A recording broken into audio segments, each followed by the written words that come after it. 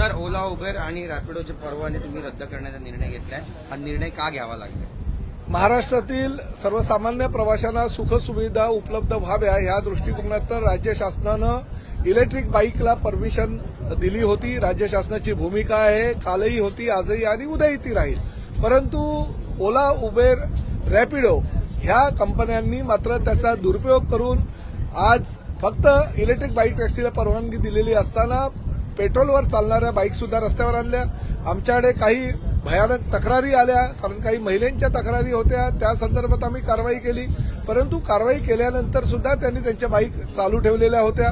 खरं तर ओला, उबेर, रॅपिडो यांना परमिशन देताना तात्पुरत्या स्वरूपातली 1 महिन्याची परमिशन आम्ही दिली होती आणि ती परवानगी देत असताना त्यांनी योग्य त्या कागदपत्राची पूर्तता करावी असे निर्देश दिले होते. परंतु त्यांनी कुठल्याही प्रकारे कागदपत्राची पूर्तता न करता राज्य शासनाचं जे धोरण आहे त्या धोरणाला हरताळ फासण्याचा प्रयत्न केला आणि त्यामुळे आज सन्माननीय सदस्य सुनील शिंदे यांनी 93 अन्वये जी चर्चा उपस्थित केली होती सभागृहामध्ये, त्या चर्चेच्या अनुषंगानं त्यांना तात्पुरत्या स्वरूपात दिलेली परवानगी रद्द करण्यात आलेली आहे.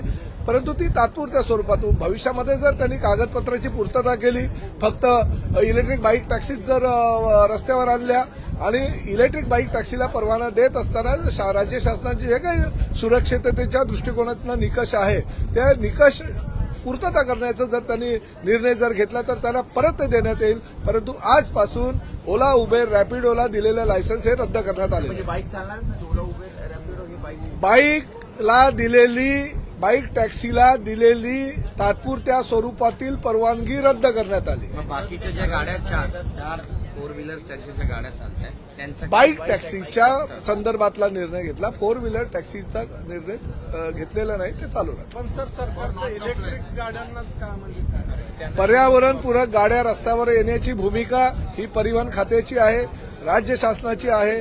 आम्ही तर पूर्ण सर्व गाड्यांना सरसकट द्यावा म्हणून आम्ही कॅबिनेट पुढे प्रस्ताव घेतला होता.